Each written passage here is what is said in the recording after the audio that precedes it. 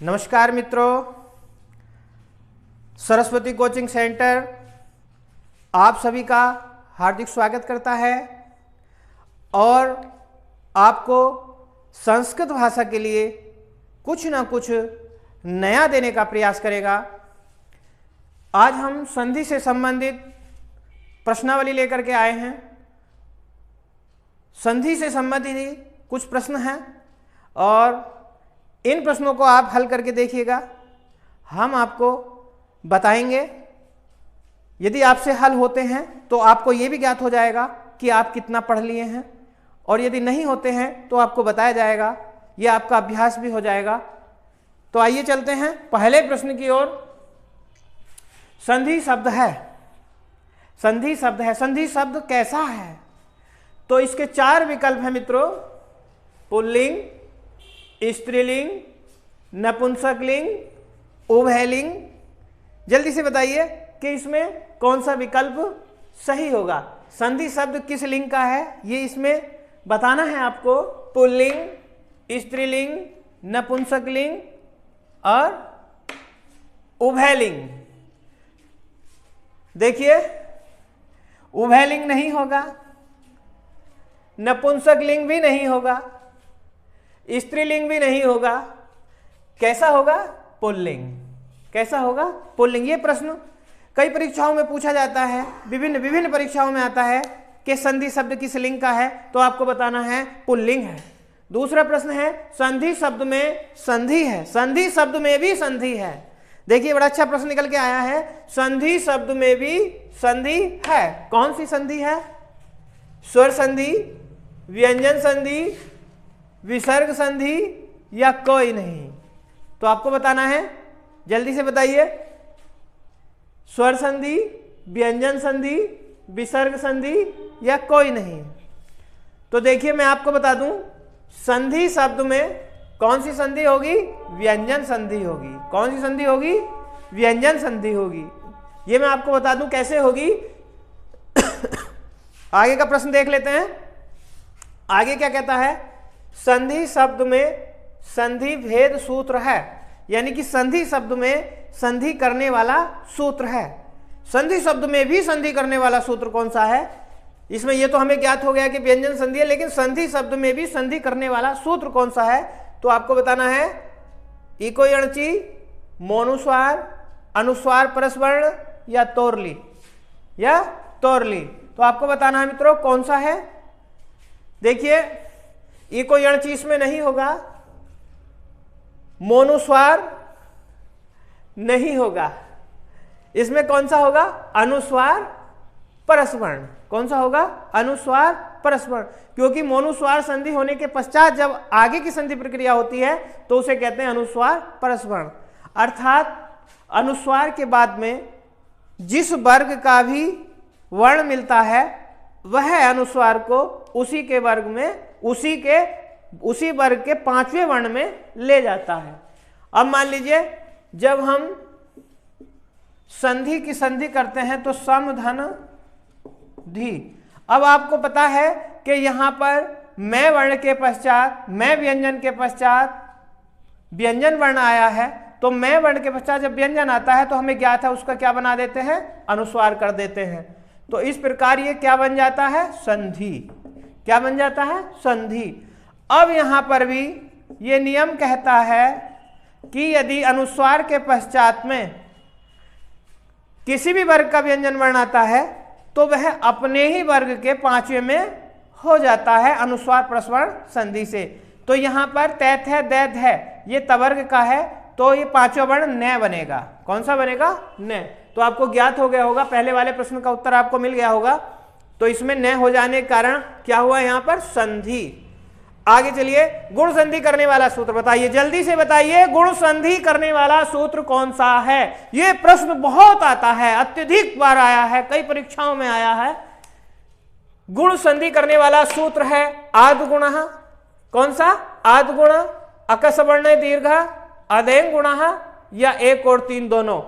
बताइए मित्रों, शीघ्रता कीजिए। आद्गुण, अकसवर्ण दीर्घ, अदेंग गुण या एक और तीन दोनों? तो देखिए, मैं आपको बता दूं, अकसवर्ण दीर्घ है, दीर्घ संधि का सूत्र है, दीर्घ संधि करने वाला सूत्र है अदेंग गुण, अदेंग गुण गुण संज्ञा सूत्र है, संधि सूत्र नहीं, संज्ञा सूत्र नहीं पूछा है, क्या पूछा है? गुण संधि करने वाला सूत्र पूछा है। कौन सा हो जाएगा? आद गुणः। कौन सा हो जाएगा? आद गुणः। पांचवें प्रश्न पे आते हैं, वृद्धि संधि करने वाला सूत्र है, यह भी प्रश्न कई बार आ चुका है। वृद्धि रादेच, वृद्धि रेची, एंगी पदांतति या एचो अयव अयाव है, ये अयादि संधि का है, आप देख लीजिए। ये एंगी पदांतति पूर्व रूप संधि का है, वृद्धि रेची वृद्धि संधि का है, और वृद्धि रादेच ये संज्ञा सूत्र है जो अष्टाध्यायी का प्रथम सूत्र माना जाता है। तो संधि करने वाला, संज्ञा पूछा जाता तो ये लिखते, और संधि करने वाला पूछा गया है तो क्या लिखेंगे? वृद्धि रेची। आगे आता संधि है, संधि है, देखिए संधि से ही सारे प्रश्न है। संधि है पद विधि, शब्द विधि, वर्ण विधि या उपर्युक्त सभी। जल्दी से बताइए, वर्ण विधि, शब्द विधि, वर्ण विधि या उपयुक्त सभी, जल्दी से बताइए। पद विधि नहीं है क्योंकि संधि दो वर्णों का मेल है, तो इसीलिए इसको क्या कहेंगे हम? वर्ण विधि। क्या कहेंगे? वर्ण विधि।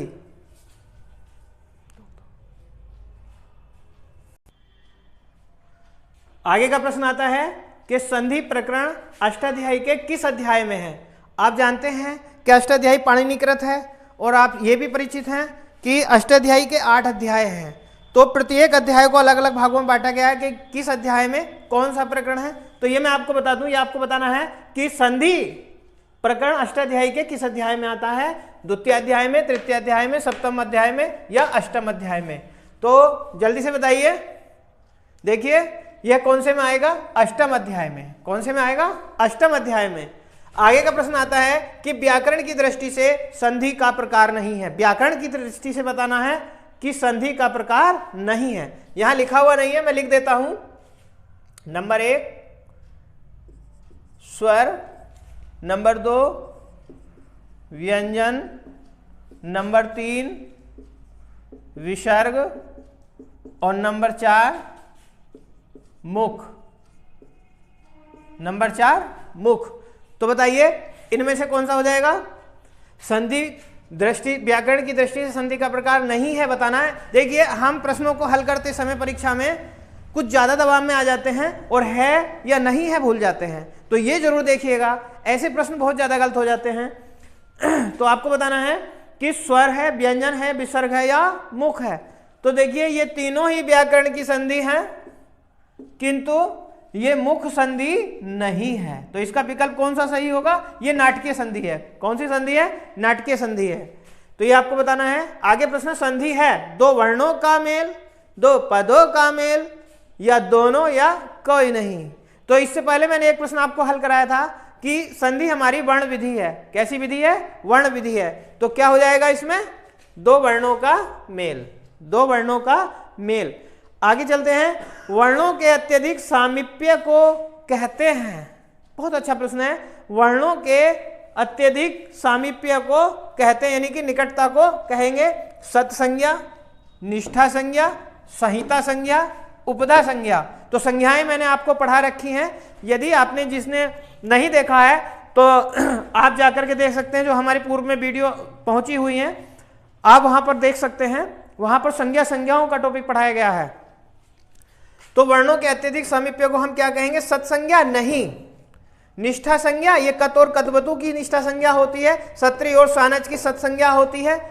उपधा संज्ञा नहीं, कौन सी हो जाएगी? संहिता संज्ञा। कौन सी हो जाएगी? संहिता संज्ञा। तो मित्रों आपको हमारा ये वीडियो कैसा लगा आप जरूर बताइएगा, और लाइक और शेयर जरूर कीजिएगा, क्योंकि हमारा परिवार दिन पर दिन आपके प्रेम के कारण बढ़ता चला जा रहा है। तो हमें भी, यदि आप हमें कुछ इस प्रकार से प्रेम करते हैं, लाइक करते हैं, शेयर करते हैं, तो हमें भी ऊर्जा मिलती है और हम अत्यधिक ऊर्जा से आपके लिए और नई वीडियो लेकर के उपस्थित होंगे। प्रश्नावली आपको आगे, आज 10 प्रश्न कराए गए हैं, इससे आगे कल आपको बताया जाएगा।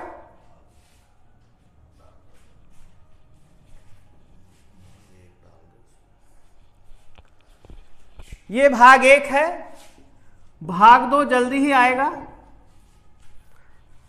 ठीक है, धन्यवाद।